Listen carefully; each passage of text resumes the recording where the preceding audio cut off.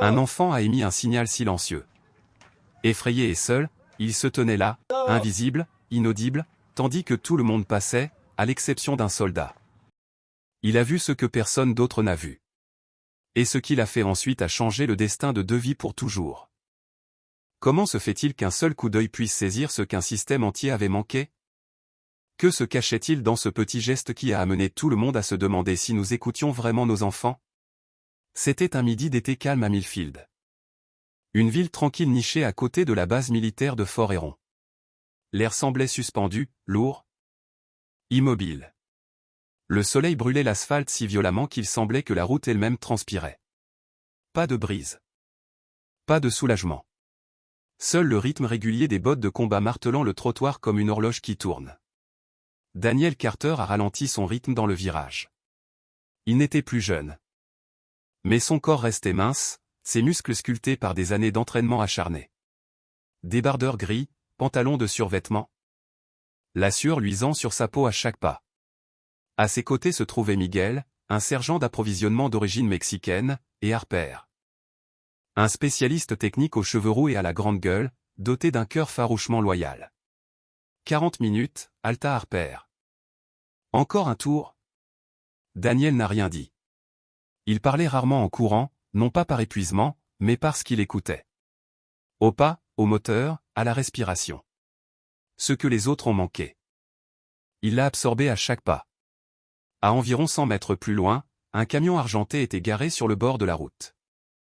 Pas de plaque d'immatriculation à l'avant. Le capot était maintenu ouvert. Un homme d'âge moyen, chemise blanche, cravate grise, manches retroussées, se penchait dans le compartiment moteur. De loin.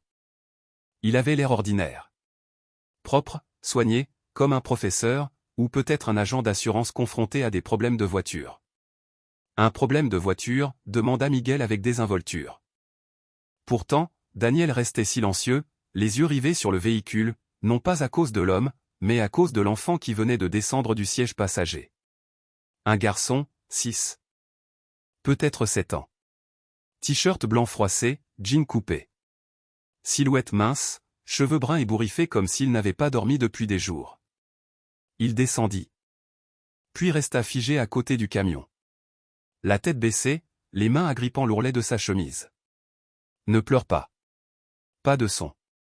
Mais tout son corps était tendu, comme s'il retenait quelque chose de terrifiant. Il ne ressemblait pas à un enfant en vacances avec son père. Daniel ralentit encore. Il ne savait pas pourquoi. C'était peut-être l'instinct. Peut-être que c'était quelque chose dans la posture du garçon. Une alarme silencieuse qui le mettait sur les nerfs. Harper laissa échapper un petit rire. « Qu'est-ce que tu regardes? Le gamin ?» Daniel n'a pas répondu.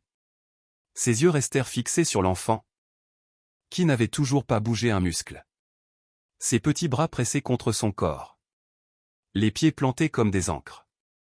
Et puis, il leva une main. Le pouce pointé droit vers le ciel. Un geste simple. Pour la plupart, cela ressemblerait à une vague. Mais pour un homme qui avait vu la guerre, cela signifiait quelque chose de complètement différent. Pas de mots. Pas de larmes.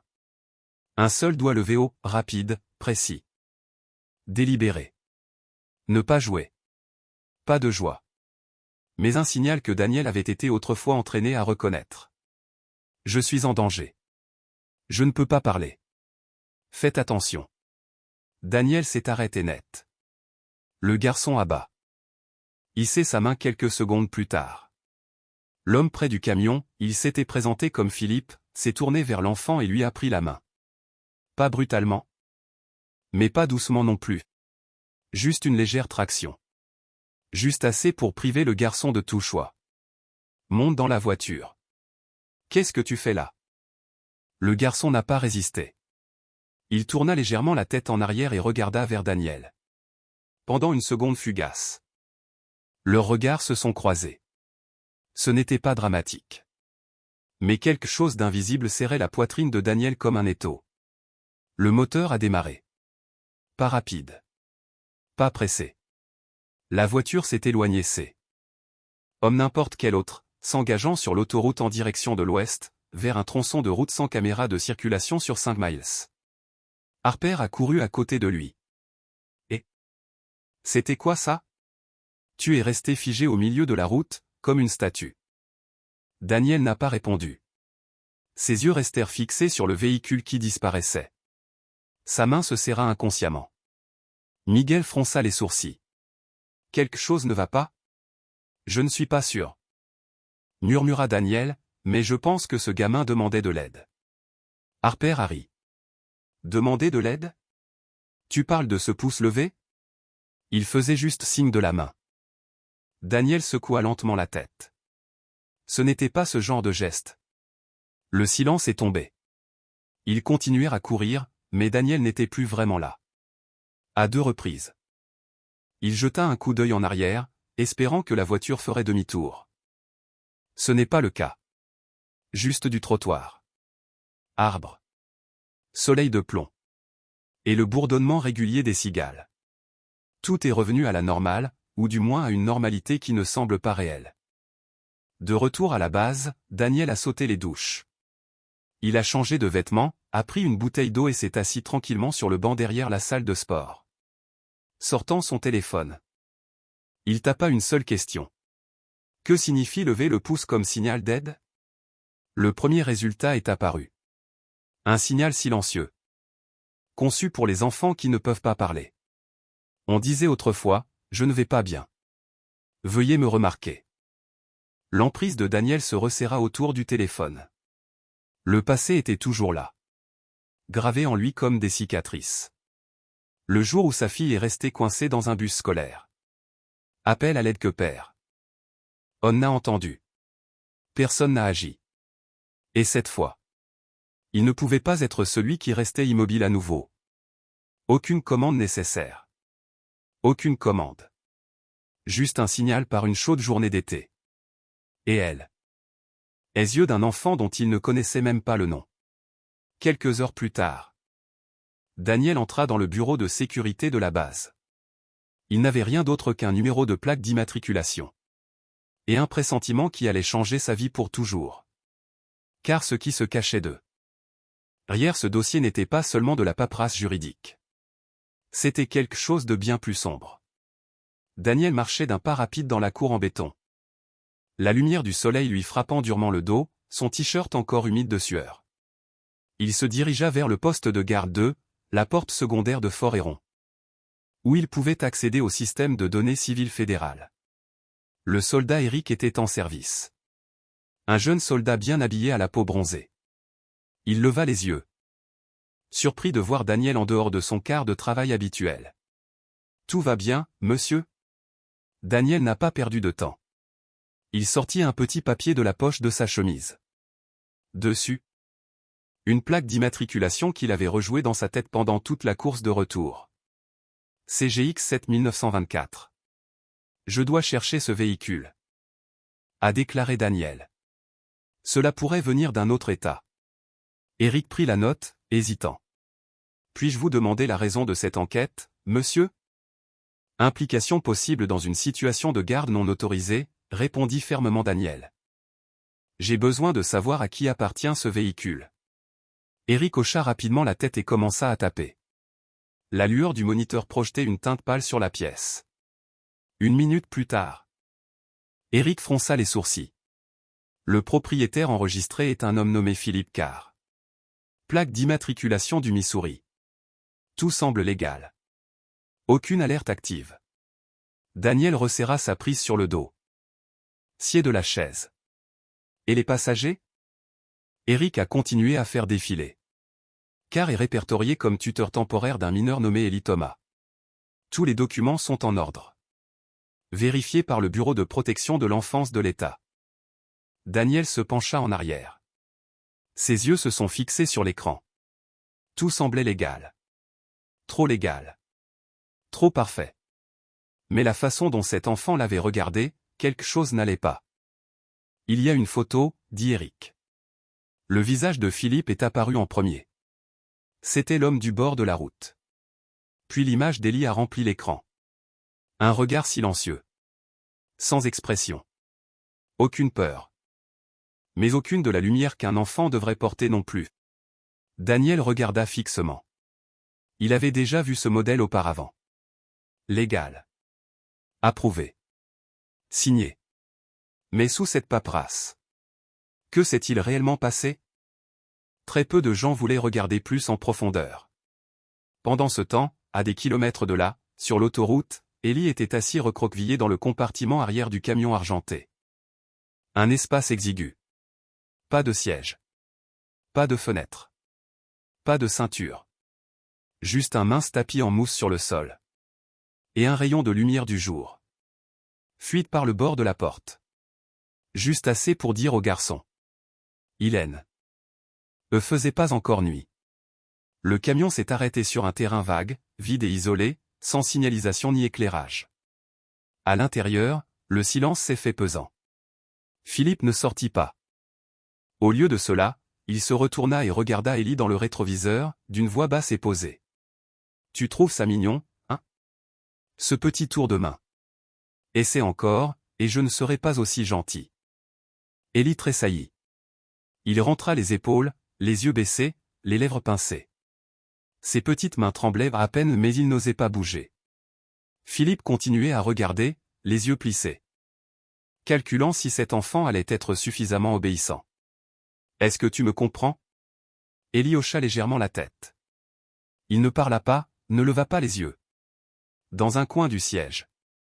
Il fouilla dans sa poche et en sortit un vieil élastique à cheveux. Il le serra fort dans son poing, se recroquevillant vers l'intérieur, essayant de rapetisser au maximum. Comme si le silence absolu pouvait tout faire disparaître plus vite. Aucun son. Aucune voix. Seul le silence obscur à l'intérieur du camion.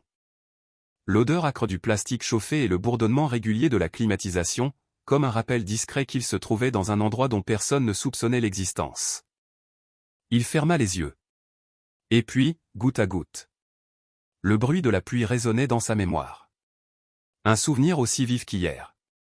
Un jour, Ellie était assis à l'arrière d'une voiture, les jambes ballantes. Le regard fixé devant lui, tandis que sa mère parlait au téléphone. Sa voix tremblait. Sa main serrait le volant de plus en plus fort. Numéro. Je ne cède mon fils à personne. Je n'ai rien signé. S'il vous plaît. Une paire de phares a clignoté au loin, suivi d'un bruit assourdissant. Sa mère se précipita en avant, sa tête heurtant le pare-brise. La scène se brouillait en éclats rouges et blancs. Puis vinrent les sirènes hurlantes et le bruit des pas d'adultes courant vers eux. Après l'accident, vinrent les longues journées tranquilles. Une chambre d'hôpital d'un blanc immaculé. Des rangées de logements provisoires avec des lits superposés et des enfants qui chuchotaient à voix basse. Puis une chambre froide. Où une femme portant un badge posa doucement sa main sur son épaule et lui dit d'une voix douce mais ferme. « Si un jour tu ne te sens pas en sécurité et que tu n'arrives pas à le dire à voix haute, lève simplement ton pouce. Tu t'en souviens ?» À l'époque, Ellie hocha simplement la tête. Enfant, il n'était pas bavard, mais ces mots, il ne les oublia jamais. Maintenant, dans le coin exigu du van. Ellie serrait fermement contre sa poitrine le vieil élastique à cheveux de sa mère, comme si c'était la seule chose qui l'empêchait de s'effondrer. Il ne pleurait pas. Il ne tremblait pas. Mais son regard avait changé. Le regard innocent d'un enfant de 6 ans avait disparu. À fort et rond, Daniel se tenait en silence devant l'écran de l'ordinateur. Tous les dossiers étaient vérifiés. Les sceaux étaient officiels. Les signatures étaient complètes. Mais il ne pouvait l'accepter, pas quand quelque chose au fond de lui disait que le garçon était en danger. « Peux-tu imprimer ce fichier pour moi ?» demanda Daniel, les yeux rivés sur l'écran. Eric hésita. « Tu sais, sans ordre d'en haut, je ne peux pas. J'en assume l'entière responsabilité. » Interrompit Daniel. « Si je me trompe, je porterai plainte moi-même. » Eric hocha légèrement la tête, puis appuya sur la commande d'impression. Alors que la feuille sortait de l'imprimante. Daniel la saisit, la plia soigneusement et la glissa dans la poche de sa veste. Il sortit de la pièce et se dirigea vers la rangée d'arbres près de l'entrée de la base. Une rafale de vent passa, portant l'odeur roussie de l'herbe d'été. Mais cela ne calma pas la tempête qui montait en lui. Ce n'était pas une simple intuition. C'était une attirance. Quelque chose de brut et d'urgent. Le même sentiment qu'il avait brisé des années auparavant. Daniel n'était pas arrivé à temps la première fois. Mais maintenant, le garçon avait levé la main pour appeler à l'aide. Et Daniel était le seul à le voir. Cette fois, il ne s'éloignerait pas. Il faisait déjà nuit lorsque Daniel retourna dans sa chambre louée près de la base. L'endroit était vieillot. Les murs étaient tachés d'humidité.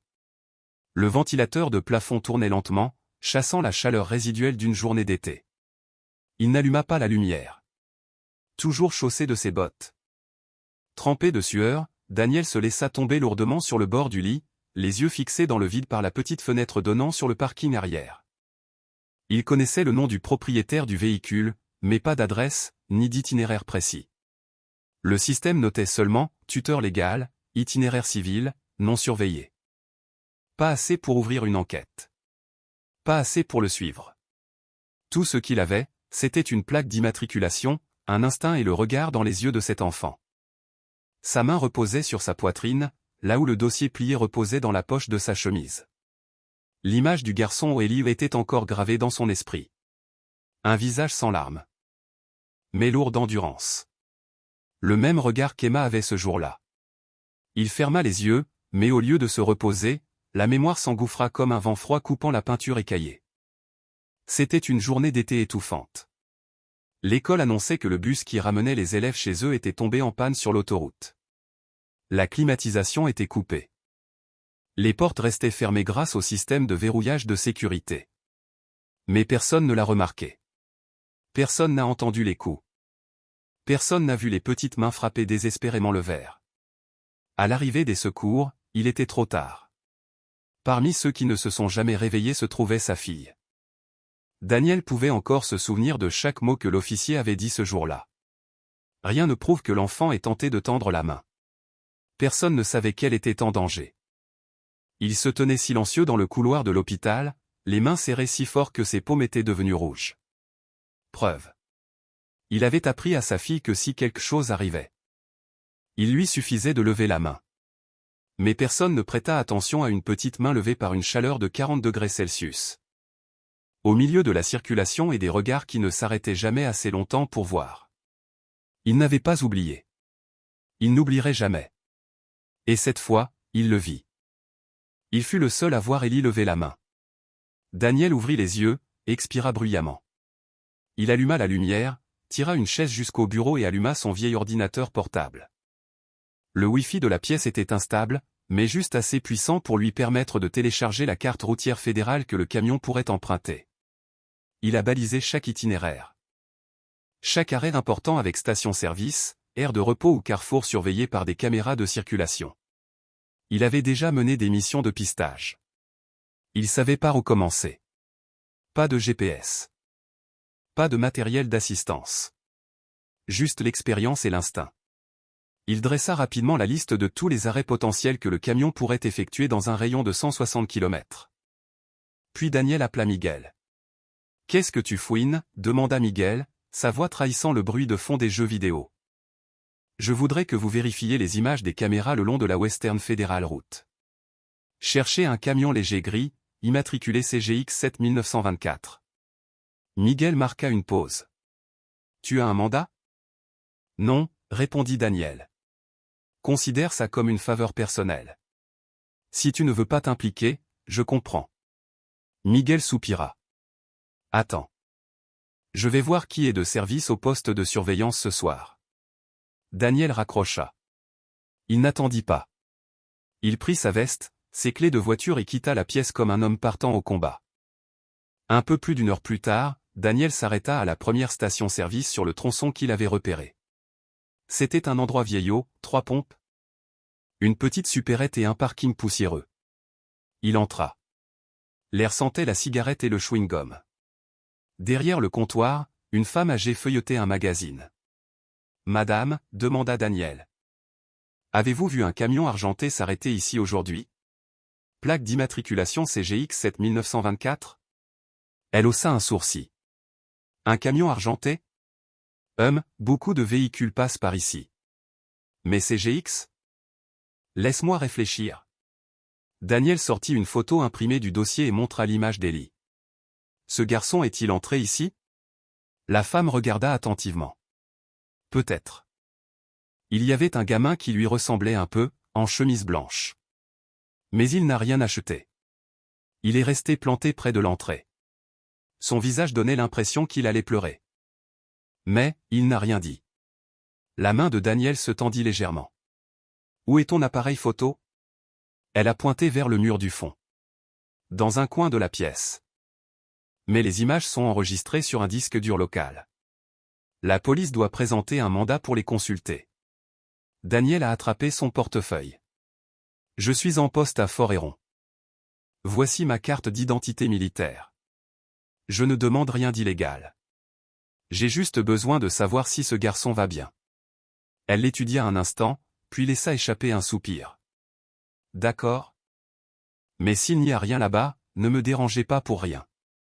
Elle l'a conduit dans une petite pièce de stockage où le système DVR était installé.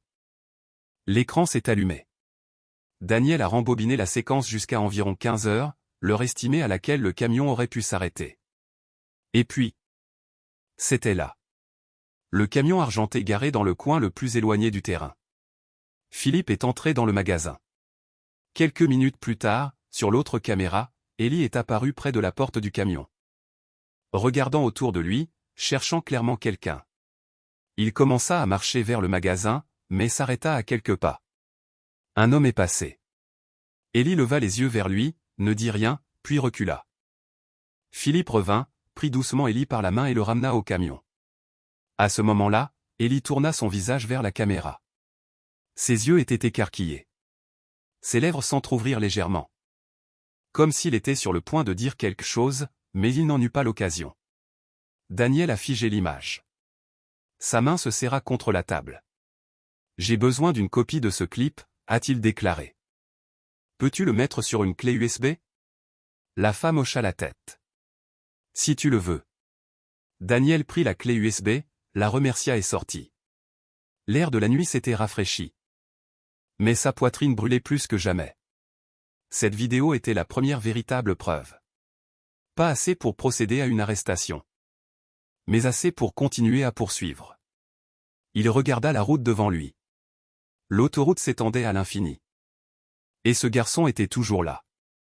Peut-être enfermé dans une soute étroite. Pas de fenêtre. Aucune voix ne répondit lorsqu'il leva la main pour demander de l'aide. Et Daniel savait que ce n'était plus seulement une intuition. C'était une mission. C'était la raison pour laquelle il devait sortir du lit. Pour la première fois depuis la perte de son propre enfant. Il se dirigeait droit vers le danger. Pas pour les commandes. Mais pour un enfant qu'il n'avait jamais rencontré. Qui lui rendait impossible de s'éloigner. Daniel est arrivé au poste de police de Millfield tôt le lendemain matin. Il portait le même uniforme militaire simple. Rien de tape à accent grave-l'œil. Ses yeux étaient toujours aussi perçants, mais les cernes sous eux trahissaient une nuit blanche. La réceptionniste leva les yeux. Prit une gorgée de son café froid et demanda sèchement. « De quoi avez-vous besoin ? Je suis ici pour signaler un possible cas de détention illégale d'enfants. J'ai une vidéo ? Un numéro de plaque d'immatriculation et un enfant qui a émis un signal de détresse auquel personne n'a répondu. » Elle haussa un sourcil. « Et toi ? » Daniel Carter, sergent. Base de Fort-Héron. Il lui a remis sa carte d'identité militaire. Un jeune officier nommé Greg a entendu et est sorti d'un bureau annexe. Il avait l'air confiant, presque trop confiant pour son âge. « Cela semble sérieux », a déclaré Greg. « Mais où est l'enfant ? Y a-t-il des signes visibles de maltraitance ou de négligence ? » Aucune preuve externe, répondit Daniel. Mais les yeux du garçon. Le signe de la main et la vidéo de surveillance de la station-service. Cela suffit à déclencher l'alarme, et j'ai besoin que le système agisse avant qu'il ne soit trop tard. Greg croisa les bras et se pencha en arrière sur la chaise. Vous avez servi au combat, n'est-ce pas ? Sans vouloir vous offenser, beaucoup de vétérans ont tendance à réagir de manière excessive. Daniel le regarda droit dans les yeux. Oui, j'ai servi. C'est exactement pourquoi je connais la différence entre un signe de la main désinvolte et un appel à l'aide silencieux. Greg n'a pas répondu. L'air dans la pièce devint tendu. Une voix féminine s'éleva de la porte derrière eux. Sergent Carter, je suis Caroline Davis, inspectrice en chef. J'ai entendu ce que vous avez dit. Elle avait une quarantaine d'années. Construction solide. Cheveux bruns coupés courts. Sa tenue était pratique. Ses yeux sont calmes. Mais concentrés. Puis-je voir la vidéo? Daniel n'a pas parlé. Il a simplement sorti une clé USB de sa poche et l'a branchée sur l'ordinateur de bureau à proximité. Il a ouvert la vidéo de la station-service, montrant Ellie regardant nerveusement autour de lui avant d'être tirée par Philippe. Caroline observait attentivement. Sans dire un mot. Lorsque le clip s'est terminé, elle s'est tournée vers Daniel. Nous n'avons pas le pouvoir de détenir une personne sous tutelle légale.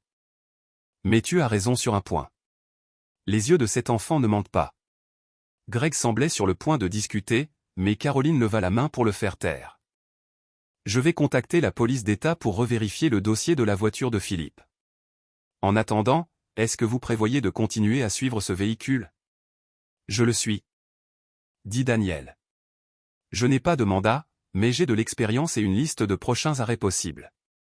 Caroline hocha la tête et sortit une carte de visite. Griffonnant un numéro personnel au dos. En cas de problème, appelez-moi directement. Je ne négligerai aucun signal d'alarme. Daniel prit la carte et hocha la tête. Merci. Madame. En fin de matinée, Daniel était de retour à Fort-Héron. Il a appelé Miguel et Harper dans la salle de communication. C'était un vieil espace. Des ordinateurs poussiéreux partout. Mais le système avait encore assez de puissance pour accéder aux cartes de trafic et aux bases de données de suivi des véhicules. Qu'est-ce qu'on fait exactement? Demanda Harper en bâillant tout en démarrant un terminal. Suivre le prochain mouvement d'un camion.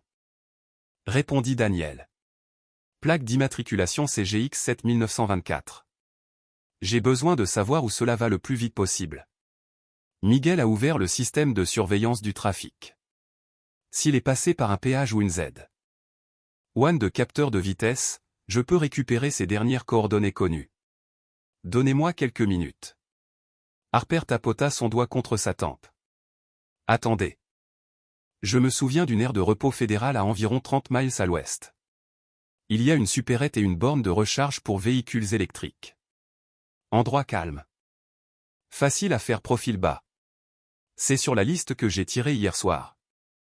A déclaré Daniel. Miguel a tourné l'écran vers eux. J'ai compris. Ce camion argenté est passé par le péage numéro 5 il y a exactement 43 minutes. Si le véhicule maintient un rythme régulier, il devrait s'arrêter à l'aire de repos mentionnée par Harper. Daniel s'est levé. Je sors? Attends. Dit Miguel. Tu ne peux pas continuer à faire ça tout seul. Donne-moi la carte de l'itinéraire. Je continuerai à suivre. S'il change de direction, je vous avertirai immédiatement. Harper s'est levé aussi. Je piraterai les caméras de la prochaine aire de repos. Peut-être que nous aurons une autre image de l'enfant. Daniel les regarda tous les deux. X. Pour la première fois depuis des années, quelque chose en lui semblait plus léger. Merci, dit-il simplement, puis il sortit de la base. Le deuxième arrêt, tel que Harper l'avait décrit, était niché entre une forêt de pins clairsemés. Un terrain en asphalte fissuré et patiné l'entourait, visiblement vieilli et usé. Un petit dépanneur se tenait isolé près de l'arrêt. Son climatiseur gémit bruyamment. Comme s'il protestait contre la chaleur accablante. Le camion argenté était déjà garé sur le trottoir. Capot partiellement ouvert. Philippe était penché, inspectant quelque chose dans le compartiment moteur. On aurait dit que le camion était en panne. Cela a donné à Daniel juste assez de temps pour rattraper son retard. Il s'est garé de l'autre côté de la rue, regardant à travers le rétroviseur. Ellie était toujours à l'intérieur du camion. Une main reposait doucement contre la fenêtre. Ses yeux se sont fixés vers l'extérieur. Sans cligner des yeux. Daniel n'épait. Assorti. Il ne pouvait pas risquer d'être vu. Un faux pas et tout serait fini. Il a saisi le volant. Les yeux ne quittant jamais le garçon. Chaque seconde qui passe est plus serrée que la précédente. Comme un fil délicat. Prêt à se rompre. Ellie resta assis sans bouger. Mais ses yeux ne. Il regardait directement là où Daniel s'était arrêté. Il n'était pas clair s'il l'avait réellement vu. Ou s'il sentait simplement que quelqu'un le regardait. 1 minute. 2. Philippe est revenu. Tenant un sac en papier dans les 2 mains. Ses yeux se sont promenés tout autour. Lorsqu'il est remonté dans le camion, il a vérifié attentivement le rétroviseur. Comme un homme qui avait commencé à soupçonner. Daniel retint son souffle. Le camion est parti et s'est engagé sur l'autoroute. Daniel a démarré son moteur. Suivre à la bonne distance. Pas trop près. Pâté. Rep loin. Sa main reposait sur le volant. Tendu, mais stable. Il savait que les choses deviendraient plus difficiles à partir de maintenant. Philippe était maintenant en état d'alerte. Mais Daniel n'était plus l'homme enfoui dans son passé. Parce que maintenant, il n'était plus seul. Il faisait une chaleur torride à midi lorsque l'aire de repos fédéral numéro 18 est apparue. Au bout de la bande d'asphalte brûlée par le soleil. Le parking était large et fissuré. Résonnant avec le grondement sourd d'un vieux climatiseur du dépanneur voisin. Un camion argenté. Immatriculé CGX 7924, était garé près du trottoir. Son capot légèrement ouvert. Comme s'il venait de subir une petite panne. Philippe se tenait dehors, le téléphone à la main, les yeux rivés sur lui. À l'intérieur du van, Ellie était figée. Daniel se gara à proximité, en sueur, calme, sachant que les faux papiers de tutelle pourraient faire gagner du temps, mais pas de la confiance. Il entra dans le magasin, acheta de l'eau et une barre chocolatée, puis glissa un mot plié à l'intérieur, « Si tu es en danger, dessine un soleil sur la fenêtre. » Dehors. Daniel tendit nonchalamment l'eau à Philippe. Puis il salua Ellie en glissant le bonbon par la fenêtre. Philippe hésita, mais le laissa faire. Daniel fit semblant d'aider à nettoyer le radiateur. À cet instant, Ellie glissa la barre chocolatée dans sa poche. Un message subtil était passé. De retour dans son camion, Daniel attendit. Les minutes passèrent. Puis Ellie pressa l'emballage contre la vitre. Un soleil rouge.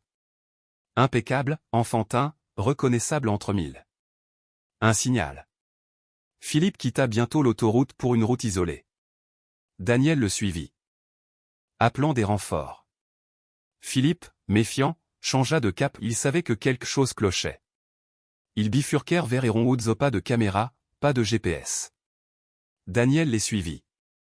La voix de son téléphone s'éteignant, la route s'effondrant, l'adrénaline montant. Miguel confirma, pas de surveillance, pas de carte. Daniel prit un chemin détourné, espérant intercepter. Plus tard dans la soirée, Daniel aperçut la camionnette garée derrière un vieil entrepôt. Philippe entra. Ellie était assis seule. Daniel s'approcha discrètement, sans renfort, sans signal. Juste son instinct. Il vit le garçon serrer quelque chose, les yeux écarquillés. Le dessin. Daniel ne pouvait pas s'éloigner. Dans un petit motel frontalier, Daniel aperçut à nouveau la camionnette. Il envoya des photos à Caroline. Quelques minutes plus tard, elle appela, Philippe Carr était recherché pour plusieurs affaires fédérales. Le FBI était en route. Daniel, le cœur battant, aperçut la silhouette d'un enfant à la fenêtre. Puis Philippe en sortit avec une petite fille ou une autre victime. Le temps pressait. Daniel se glissa dans le motel et força la porte d'Ellie. Le garçon leva les yeux et le reconnut. Daniel coupa ses liens. Mais avant qu'il puisse s'échapper, Philippe fit irruption. Daniel tint bon. Le garçon n'était pas de lui. Papier ou pas. L'enfant avait demandé de l'aide. Philippe bondit. Daniel protégea Ellie. Puis, sirène. Des agents du FBI firent irruption et arrêtèrent Philippe. Caroline se précipita vers Ellie. Le garçon murmura. « Je savais que tu viendrais. » Dans sa main, le soleil dessinait, taché mais intact. 2 autres filles furent secourues. 3 vies sauvées. Le matin arriva. Ellie s'assit à côté de Daniel. Enveloppé dans une couverture, silencieux mais en sécurité. « Tu as été le premier à me voir, » dit le garçon. Daniel répondit, « Et le premier à te croire. » Caroline ajouta. « J'ai vu comment tu le regardais. Les gens ne regardent comme ça que lorsqu'ils ont perdu quelque chose. » 3 jours plus tard, Ellie commença à parler. En cure. Daniel lui rendait visite sans pression, juste avec sa présence. Une serviette avec le soleil. Un camion en bois. Et le 3e jour, Élie finit par dire : « Je croyais que ma mère était la seule à se soucier de lui. Mais tu n'es pas passé à côté de moi. » Daniel promit : « Désormais, personne ne te fera de mal, sauf en passant par moi. » Plus besoin de psychologue. La guérison avait commencé. 6 mois passèrent. À Fort-Héron, une cérémonie honorait les héros. Élie se tenait aux côtés de Daniel. Vêtu d'un minuscule uniforme vert siglé, Élie Carter. Personne ne le lui avait demandé. Il s'exécuta, tout simplement. Et lorsqu'il leva le pouce, non pas par peur, mais par fierté. La foule resta silencieuse, puis applaudit à tout rompre. Le garçon avait été vu. Entendu. Sauvé. Daniel ne l'avait pas seulement sauvé. Il était devenu papa. Et tout ce qu'il a fallu, c'est remarquer une petite main levée en silence.